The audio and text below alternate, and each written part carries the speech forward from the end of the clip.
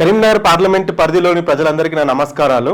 మరి రాబో పార్లమెంట్ ఎన్నికలలో నేను బాహుటంగా రాముడు బొమ్మ పెట్టుకునే ఓట్లు అడుగుతానని అంటున్న బండి సంజయ్ గారిని నేను ఒక విధంగా సూటిగా ప్రశ్నిస్తున్నా.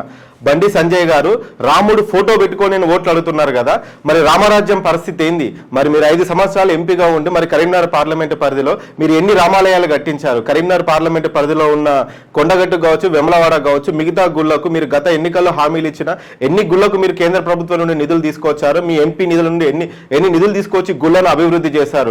కరీంనగర్ యువతగా నేను ఒక విషయంగా కోరుకుంటున్నాను, మరి ఈయన హిందుత్వము రాముడు అంటూ ఓట్లు అడుగుతున్నారు కదా, మరి మనకు కావాల్సిన రాముడికి కూడా వచ్చింది. మరి మనమంతా హిందువులమే కదా, మరి మన హిందువులం బతకాలన్నా మన కడుపు 4 వేళ్ళు మన నోట్లోకి పోవాలన్నా మరి మనకు ఉపాధి కావాలి. మరి బండి సంజయ్ గారు కేంద్ర ప్రభుత్వం నుండి ఎన్ని నిధులు తీసుకొచ్చి ఈరోజు ఉపాధి అవకాశాలు సృష్టించారు?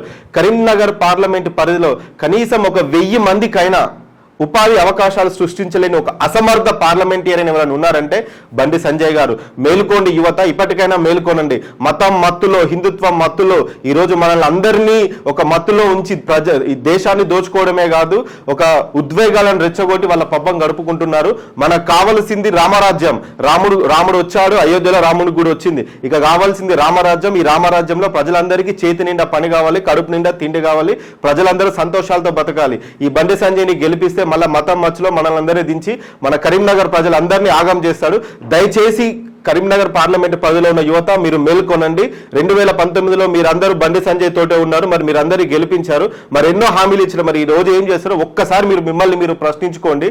ఉపాధి అవకాశాలు ఎన్ని సృష్టించాడు, ఎన్ని ఇండస్ట్రీస్ తీసుకొచ్చాడు, ఎన్ని విశ్వవిద్యాలయాలు నెలకొట్టాడు, ఎన్ని వైద్య అవకాశాలు మెరుగుపరిచాడు, ఒక్కసారి ప్రశ్నించుకోండి. మనకు దేవుడు ముఖ్యమో, పార్లమెంట్ లో కరీంనగర్ పార్లమెంట్ పరిధిలో ఉన్న సమస్యలపై ఎన్నిసార్లు లోక్సభలో మాట్లాడాడు, ఎన్ని సమస్యలు కేంద్ర మంత్రుల దృష్టికి తీసుకెళ్లాడు, ఎంతసేపు తన పబ్బం గడుపుకున్నాడు. ఒకప్పుడు మరి నేను తాలిబోటు తాకట్టు పెట్టి నేను ఎంపీ అయ్యాను అన్నాడు కదా. ఈ రోజు మన బండి సంజయ్ ఆస్తుల విలువ ఎంతో మీకు తెలిసిందే కదా.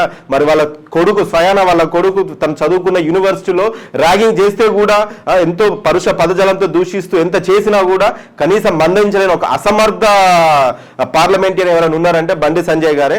రాబో ఎన్నికల్లో 2019లో యువతే గెలిపించింది.